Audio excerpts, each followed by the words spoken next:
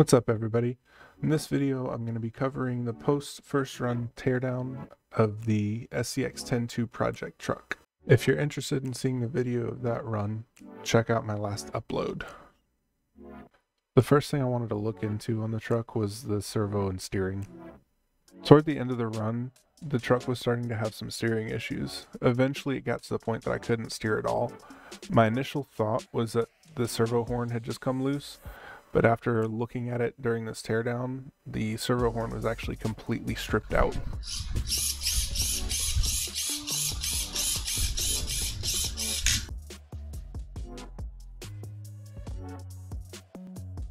Next on my list was to tear into the rear axle and shocks.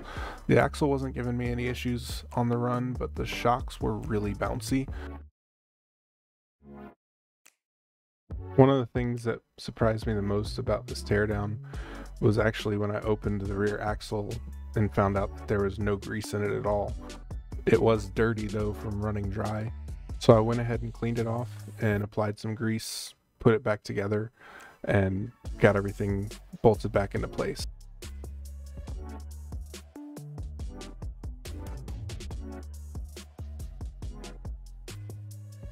When I got to the shocks, I expected to see little to no oil in them, as the stock setup is known to leak. As expected, one of them was almost empty, but the other was completely empty with no sign of oil ever being in it. I'm pretty sure it was missed during the factory assembly. For the shocks, I did put oil in them and put them back together.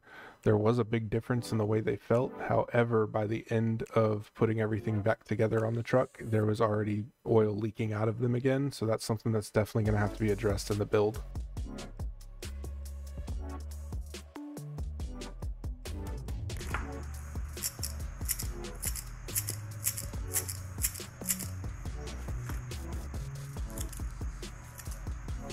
Next, I moved on to the transmission. I didn't originally plan on taking it apart and inspecting it because the truck didn't run in deep enough water to require that.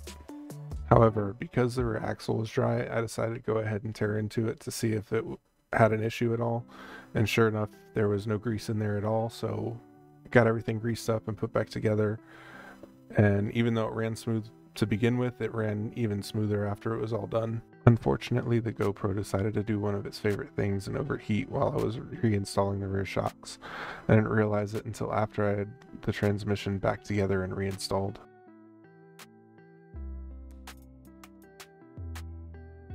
After finishing up the transmission, I moved on to the front axle and shocks. The axle actually did have grease in it, however, it had been put on one of the gears in a spot that doesn't touch another gear, so it was basically doing nothing. So the parts that actually touched each other were completely dry. So I went ahead and cleaned it up and got more grease in there. The shocks did have some fluid in them, however, it was such a small amount. Again, it wasn't offering any actual effect on the shock itself.